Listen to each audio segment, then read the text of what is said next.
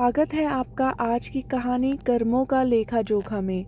हर मनुष्य जीवन भर यही सोचता रहता है कि मरने के बाद उसे उसके कर्मों की वजह से स्वर्ग मिलेगा या नर्क, जबकि वो जानता है कि कोई भी मनुष्य अपने कर्मों के फल का निर्धारण स्वयं नहीं कर सकता। मृत्यु के बाद उसके कर्मों के फल का निर्धारण स्वयं यमराज करते हैं। वहीं बताते हैं कि मनुष्य ने अपने जीवन काल में जो कर्म किए वो कर्म पुण्य थे या पाप, उसी के अनुसार उसे स्वर्गलोक या नरकलोक की प्राप्ति होती है। प्रत्येक मनुष्य यह जानना चाहता है कि वहाँ स्वर्गलोक में उसे कौन कौन सी सुविधाएं मिलेंगी। यदि किसी मनुष्य को नरक मिलता है तो उसे वहाँ पर कैसी कैसी यातनाएं झेलनी पड़ती हैं। पद्म पुराण की एक कथा के अनुसार एक बार यमदूत कुछ कन्याओं को भूलवश समय से पहले यमलोक लेकर चले गए, लेकिन जब चित्रगुप्त ने उनके जन्म एवं मृत्यु का लेखा जोखा देखा तो उन्होंने यमदूतों से कहा कि हे यमदूतों, इन कन्याओं की आयु अभी पूर्ण नहीं हुई है, इसलिए इन कन्याओं को तुरंत वापस मृत्युलोक में छोड़कर आओ। जब इस बात का पता उन कन्याओं को चला तो उन सब ने यमदूतों से कहा, हे भगवान, आपकी इस भूल की वजह से हमारे परिवारजनों को जो कष्ट पहुंचा है उसके बदले आपको हमें यह यमलोक दिखाना होगा और इसके बारे में संपूर्ण जानकारी भी देनी होगी, तभी हम सभी वापस धरती लोक जाएंगे, अन्यथा हम नहीं रहेंगे। कन्याओं की बातें सुनकर यमदूत घबरा गए, दौड़े दौड़े यमराज के पास पहुँचे और उन्हें पूरी बात बताई। तब यमराज ने अपने दूतों से कहा, तुम लोगों को अपनी भूल का प्रायश्चित करना ही होगा और बदले में उन कन्याओं को यमलोक के दर्शन कराने ही होंगे। यमराज की यह बातें सुनकर यमदूत कन्याओं के पास आए और उन सभी को पूरा यमलोक दिखाया। उसके बाद वे कन्याएं धरती लोक पर वापस आ गई। धरती लोक वापस आने पर उनके बधू बांधव खुशी से झूम उठे और सभी ने उनसे यमलोक के बारे में पूछा। तो कन्याओं ने कहा, यमलोक का वातावरण बड़ा ही घोर और भय उत्पन्न करने वाला है। धरती पर रहने वाले सभी जीवों को विवश होकर वहां जाना पड़ता है। वहां चित्रगुप्त अपने सहायकों के साथ मिलकर देहधारियों के शुभ और अशुभ फल का निर्णय करते हैं। पृथ्वी लोक पर जो शुभ कर्म करने वाले कोमल हृदय तथा दयालु पुरुष हैं, वे सौम्य मार्ग से यमलोक में जाते हैं। विभिन्न प्रकार के दान करने वाले और व्रतों में संलग्न रहने वाली स्त्री पुरुषों से सूर्यनंदन यम की नगरी भरी हुई है और माघ स्नान करने वाले लोग वहां विशेष रूप से शोभित होते हैं। धर्मराज उनका अधिक सम्मान करते हैं। वहां उनके लिए सब प्रकार की भोग सामग्री सुलभ होती है। माघ स्नान में मन लगाने वाले लोगों के सैकड़ों हजारों विचित्र विचित्र विमान वहां शोभा पाते हैं। इन पुण्यात्मा जीवों को विमान पर बैठकर आते देख सूर्यनंदन यम अपने आसन से उठकर खड़े हो जाते हैं और अपने पार्षदों के साथ जाकर उन सब की आगवानी करते हैं। फिर उन्हें विमान पर बैठाकर स्वर्ग को भेज देते हैं। स्वर्ग लोक की कहीं तुलना नहीं है।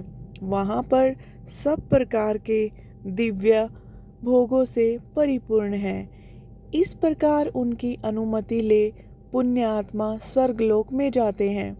वहीं तो जो क्रूरतापूर्ण कर्म करने वाले और दान न देने वाले पापी जीव हैं, उनकी आत्माएं यमराज के घर अत्यंत भयंकर दक्षिण मार्ग से जाती है। यमराज का नगर अनेक रूपों में स्थित उसका विस्तार चारों ओर से 86,000 योजन में है। पुण्य कर्म करने वाले मनुष्य को वह बहुत निकट लगता है, किंतु भयंकर मार्ग से जाने वाले पापी जीवों के लिए वह अत्यंत दूर है। वह मार्ग कहीं तो तीखे के कांटों से भरा होता है और कहीं रेत कंकड़ों से, कहीं रास्ते पर दहकते हुए अंगारे बिछे रहते हैं। ऐसे मार्ग से पापी जीवों को दुखी होकर जाना पड़ता है। इसके अलावा यह मार्ग कहीं तपती हुई शिला और कहीं बर्फ से ढका रहता है। कहीं कहीं ऐसी रेत भरी रहती है जिसमें चलने वाला जीव कंठ तक धंस जाता है। यह और रेत कान के पास तक आ जाती है।